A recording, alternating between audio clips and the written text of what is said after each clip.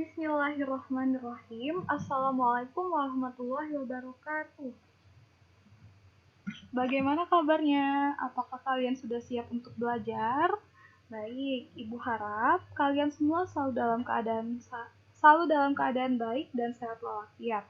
Dan semoga kalian semua tetap bersemangat mengikuti pembelajaran kita hari ini sampai selesai. Oke, sebelum memulai pembelajaran, alangkah baiknya jika kita berdoa terlebih dahulu kepada Allah Subhanahu wa Ta'ala untuk memohon agar diberikan pemahaman yang baik dan ilmu yang kita dapat menjadi barokah. Mari kita sama-sama membaca doa. Bismillahirrahmanirrahim. Raditu billahi robba wa bil islami dina wa bi Muhammadin nabiyya wa rasulah. Rabbi zidni ilma warzuqni fahma. Amin. Alhamdulillah, akhirnya pada hari ini kita dapat melanjutkan materi kita pada bab 4. Nah, sebelum itu, Ibu akan mengajak kalian untuk mengamati dua gambar ini. Oke, apa yang dapat kalian bayangkan ketika melihat dua gambar ini? Ya, pada gambar pertama ini terdapat orang-orang yang sedang melaksanakan sholat secara berjamaah. Kemudian di gambar yang kedua ini terdapat seseorang yang sedang melaksanakan sholat namun hanya sendiri. Nah, jadi dari kedua gambar ini ada sebuah keterkaitan antara materi yang akan kita bahas. Oke, jadi materi yang akan kita bahas pada hari ini adalah sholat sunnah berjamaah dan sholat sunnah munfarid. Oke, jadi sholat sunnah berjamaah adalah sholat yang dilakukan secara bersama-sama dengan berjamaah. Kemudian sholat sunnah munfarid adalah sholat yang dilakukan secara sendiri. Oke, lanjut. Nah, tujuan dari kita mempelajari materi ini adalah diharapkan setelah mempelajari materi sholat sunnah berjamaah dan munfarid, semoga kalian dapat mengetahui dan memahami tata cara sholat sunnah berjamaah dan munfarid, serta mampu mempraktekkan sholat sunnah secara berjamaah dan munfarid. Oke. Nah, pembahasan yang akan kita bahas dalam materi ini meliputi yang pertama, pengertian sholat sunnah berjamaah, kemudian macam-macam sholat sunnah berjamaah, kemudian bagaimana tata cara sholat sunnah berjamaah, dan apa saja manfaat dari sholat sunnah berjamaah tersebut. Oke, langsung saja. Pengertian sholat sunnah. Nah, jadi sholat sunnah adalah sholat yang apabila dikerjakan mendapatkan pahala dan apabila ditinggalkan maka tidak akan berdosa pula. Sholat sunnah beda seperti sholat fardu. Kalau sholat fardu adalah sholat yang wajib apabila kita kerjakan mendapatkan pahala, namun apabila ditinggalkan akan mendapat dosa. Sedangkan sholat sunnah adalah sholat yang tidak diwajibkan. Nah, karena sholat sunnah itu juga dapat disebut nawafil atau menambahkan, juga dapat disebut tatawu atau sukarela. Jadi sholat sunnah juga berarti menambahkan sholat yang difardukan. Kemudian hukum dari melaksanakan sholat sunnah adalah tidak wajib, tetapi lebih utama apabila dikerjakan. Next. Nah, jadi sholat sunnah itu terbagi menjadi dua. Ada sholat sunnah yang dapat dilakukan secara berjamaah dan ada sholat sunnah yang dapat dilakukan secara sendiri atau secara munfarid. Namun ada juga sholat yang dapat dilakukan dengan berjamaah, dapat pula dilakukan secara munfarid.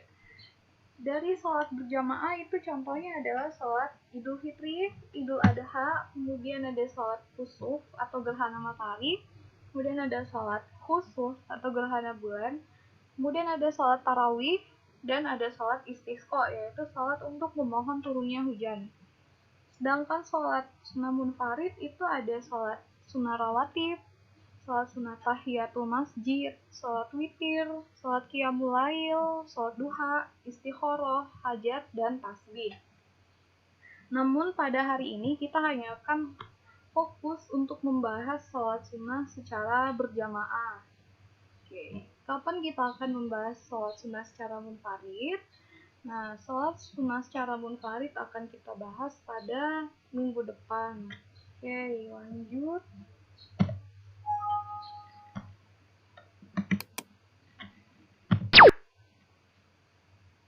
Jadi yang pertama ada sholat sunnah Idul Fitri. Sholat sunnah Idul Fitri ini dilaksanakan setelah umat Islam melaksanakan puasa Ramadan selama 1 bulan, dan ketika tiba pada saat hari raya, yaitu bertepatan pada tanggal 1 Syawal, maka dilaksanakanlah sholat sunnah sebanyak 2 rakaat. Nah, waktu dilaksanakannya itu mulai dari terbitnya matahari hingga tergelincirnya matahari pada hari raya Idul Fitri. Dan hukum dari melaksanakan sholat Idul Fitri ini adalah sunnah mu'akkad. Kemudian maksud dan tujuan dari dilaksanakannya sholat Idul Fitri secara berjamaah ini adalah untuk mempererat tali persaudaraan antara sesama umat Islam dan memperkukuh persatuan serta kesatuan. Karena pada momen hari raya Idul Fitri ini kita dianjurkan untuk saling bersilaturahmi dan saling bermaaf-maafan kepada tetangga, sanak saudara, kerabat, dan lain sebagainya. Maka pada saat hari raya Idul Fitri ini, di saat setelah selesai sholat berjamaah, maka kita dapat memanfaatkan momen tersebut untuk ajang saling bersilaturahmi dan saling bermaaf-maafan kepada tetangga. Oke, lanjut. Nah, ini tata cara sholat Idul Fitri. Sholat Idul Fitri itu dilaksanakan sebanyak 2 rakaat. Diawali dengan niat. Itu sholli rakaataini sunnatan li Idul Fitri makmuman atau imaman lillahi ta'ala. Kemudian dilanjutkan dengan membaca dengan gerakan takbiratul ihram. Dianjurkan para jamaah untuk membaca doa iftitah. Kemudian melakukan takbir sebanyak 7 kali untuk rakaat pertama. Untuk bacaan dari setiap takbir, yaitu jamaah dianjurkan untuk membaca tasbih, tahmid, dan takbir, yaitu subhanallah, walhamdulillah, wala ilaha illallah, wallahu akbar. Kemudian imam akan membaca surah Qaf atau surah Al-A'la. Setelah itu dilanjutkan dengan ruku dan sujud seperti biasa, kemudian bangun lagi untuk melaksanakan rakaat kedua. Nah, di rakaat kedua kita akan melaksanakan takbir sebanyak 5 kali. Kemudian bacaan yang dibaca sama seperti takbir yang pertama, yaitu ada tasbih, tahmid, dan takbir. Kemudian ruku dan sujud seperti biasa, kemudian dilanjutkan dengan salam. Setelah itu jamaah mengikuti khutbah yang akan disampaikan oleh khatib. Oke, lanjut. Kemudian di sini ada sholat Idul Adha. Sholat Hari Raya Idul Adha atau yang biasanya kita kenal dengan Hari Raya Kurban atau Hari Raya Haji. Nah, pada saat sebelum kita melaksanakan ibadah kurban pada pagi harinya, kita tentunya akan melaksanakan sholat sunnah dulu sebanyak 2 rakaat. Kemudian sholat ini juga dilaksanakan saat mulai terbitnya matahari hingga tergelincirnya matahari pada tanggal 10 Zulhijjah. Hukum dari melaksanakannya juga sunnah muakkad. Kemudian tujuannya sama seperti sholat Idul Fitri tadi, yaitu untuk mempererat tali persaudaraan antara sesama umat Islam dan memperkukuh persatuan serta kesatuan. Oke, lanjut. Nah, tata cara dari sholat Idul Adha ini secara keseluruhan sama seperti sholat sunnah Idul Fitri, hanya saja yang membedakan adalah niatnya. Di rakaat pertama juga melaksanakan takbiratul ihram sebanyak 7 kali, dan di rakaat kedua juga melaksanakan takbir sebanyak 5 kali. Oke, bisa kalian baca sendiri di buku LKS. Kemudian sholat sunnah gerhana matahari atau kusufi syamsi. Nah, sholat sunnah gerhana ini dilaksanakan saat terjadinya gerhana matahari, yaitu saat awal terjadinya gerhana matahari sampai matahari terlihat utuh kembali. Kemudian melaksanakan sholat gerhana matahari adalah sunnah muakkad. Kemudian Manfaatnya yaitu untuk memohon perlindungan kepada Allah dari segala mara bahaya dan meyakini bahwa Allah yang maha berkehendak. Lanjut, kemudian ada sholat gerhana bulan atau khusufil qamari, yaitu sholat sunnah yang dilakukan sebanyak 2 rakaat pada saat terjadinya gerhana bulan. Dilaksanakan pada awal mula terjadinya gerhana hingga bulan terlihat utuh kembali. Hukum melaksanakannya juga sunnah muakkad. Manfaatnya, hikmahnya yaitu untuk memohon perlindungan kepada Allah Subhanahu wa taala dari segala mara bahaya dan meyakini bahwa Allah Maha berkehendak, sama seperti sholat gerhana matahari yang tadi. Oke, lanjut. Nah, kemudian ada tata cara sholatnya. Secara umum dan secara keseluruhan, pelaksanaan sholat gerhana bulan dan gerhana matahari itu sama. Hanya saja membedakan hanyalah terletak pada niat. Di sini tulisannya gerhana bulan, tapi sebetulnya gerhana bulan dan gerhana matahari itu sama saja. Oke, jadi ada hal yang membedakan pada sholat sunnah gerhana bulan dibanding dari sholat sunnah yang lainnya, yaitu pada sholat gerhana bulan kita melaksanakan pembacaan Al-Fatihah dan gerakan ruku dalam tiap-tiap rakaat dilaksanakan secara 2 kali. Oke, jadi seperti ini tata caranya. Yang pertama membaca niat, kemudian dilanjutkan dengan takbiratul ihram, kemudian membaca doa iftitah, surah Al-Fatihah dan surah lainnya. Kemudian melakukan gerakan ruku. Namun di sini gerakan ruku dilakukan dalam waktu yang lama sambil membaca tasbih sebanyak-banyaknya. Selanjutnya, bangun dari ruku, yaitu i'tidal, sambil kembali mendekatkan tangan di dada untuk membaca surah Al-Fatihah lagi. Jadi setelah ruku yang pertama, kita bangun dari i'tidal, kemudian lanjutkan untuk membaca surah Al-Fatihah dan surah pendek lainnya. Kemudian baru ruku kembali dalam waktu yang lama. Setelah itu i'tidal lagi dan kemudian dilanjutkan dengan sujud, duduk di antara 2 sujud, lalu sujud kembali, kemudian bangkit untuk melaksanakan rakaat kedua. Itu diulang lagi seperti yang pertama, membaca surah Al-Fatihah dan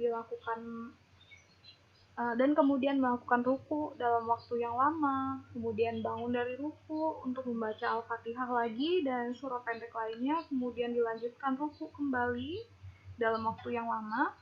Setelah itu bangun dari ruku dan kemudian melanjutkan seperti biasa, ada sujud, duduk di antara 2 sujud, lalu sujud kembali, kemudian bangun untuk tasyahud dan kemudian salam. Setelah salam, jamaah mendengarkan khotbah yang disampaikan oleh khatib. Tujuannya adalah untuk menyempurnakan dari sholat gerhana tersebut. Lanjut, ada sholat sunnah istisqa, yaitu sholat untuk memohon turunnya hujan. Jadi sholat sunnah 2 rakaat ini dilaksanakan kepada umat Islam untuk memohon turunnya hujan kepada Allah. Waktu pelaksanaannya itu ketika situasinya sedang dalam keadaan kemarau yang panjang sehingga sulit untuk mendapatkan air. Hukum dari melaksanakan sholat ini adalah sunnah muakkad. Kemudian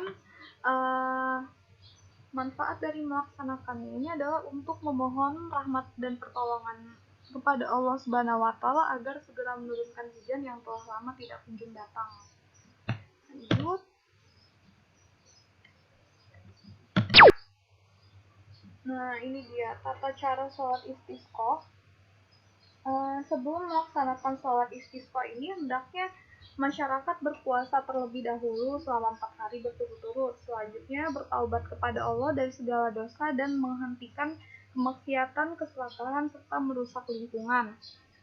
Biasanya sholat istisqa itu dilaksanakan di tempat yang lapang atau di luar ruangan.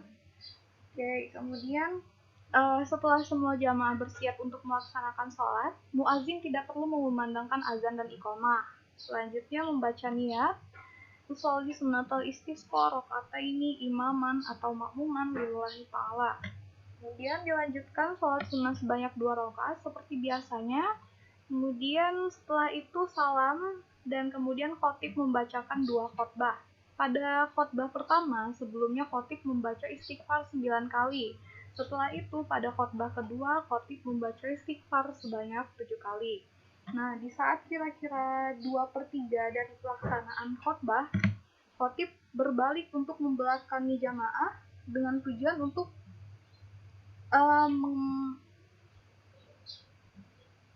memindahkan selendangnya dari yang atas menjadi ke bawah, dan yang di bawah menjadi ke atas, yang kanan menjadi ke kiri, dan yang kiri menjadi ke kanan untuk menunjukkan tambahnya perasaan hina di hadapan Allah Subhanahu wa Ta'ala. Oke, lanjut. Nah, yang terakhir adalah sholat sunnah tarawih. Sholat sunnah tarawih ini dilaksanakan di saat bulan Ramadan secara penuh ya, dari awal hingga akhir. Sholat sunnah ini dikerjakan dengan jumlah rakaat yang bervariasi, yaitu ada 36, ada 20, dan ada 8 rakaat. Namun setelah itu ditambah lagi dengan sholat sunnah witir sebanyak 3 rakaat. Oke, jadi sholat sunnah tarawih ini disunahkan secara berjamaah, namun dapat juga dilakukan secara sendiri atau munfarid. Dilaksanakan setelah sholat isya dan sebelum subuh, atau antara sholat isya dan sholat subuh. Hukum melaksanakannya juga sunnah muakkad. Kemudian tujuan dari melaksanakannya ini adalah untuk memohon ampunan dosa kepada Allah Subhanahu wa Ta'ala, serta diangkat derajatnya oleh Allah, juga dapat menguatkan fisik dari segala penyakit. Untuk tata cara sholat sunnah tarawih ini dilakukan sama seperti biasa, terdiri dari tiap-tiap 2 rakaat dilakukan salam, dan setiap 4 rakaat sekali dilakukan pembacaan doa. Begitu terus hingga jumlah rakaat mencapai 36, 20, atau 8 rakaat. Setelah itu dilanjutkan dengan sholat witir. Oke. Nah, jadi sekian pembelajaran kita hari ini. Kurang lebihnya Ibu mohon maaf. Semoga kalian semua dapat memahami dengan baik materi sholat sunnah berjamaah kita kali ini. Semoga ilmu yang kita dapat bisa bermanfaat dan barokah ke depannya. Amin ya robbal alamin. Marilah kita tutup pembelajaran ini dengan bersama-sama mengucapkan hamdalah. Alhamdulillahirabbil alamin. Baik, sekian pembelajaran kita hari ini. Terima kasih telah mengikuti pembelajaran hari ini dengan semangat. Semoga ilmu yang kita dapat hari ini bermanfaat. Wassalamualaikum warahmatullahi wabarakatuh.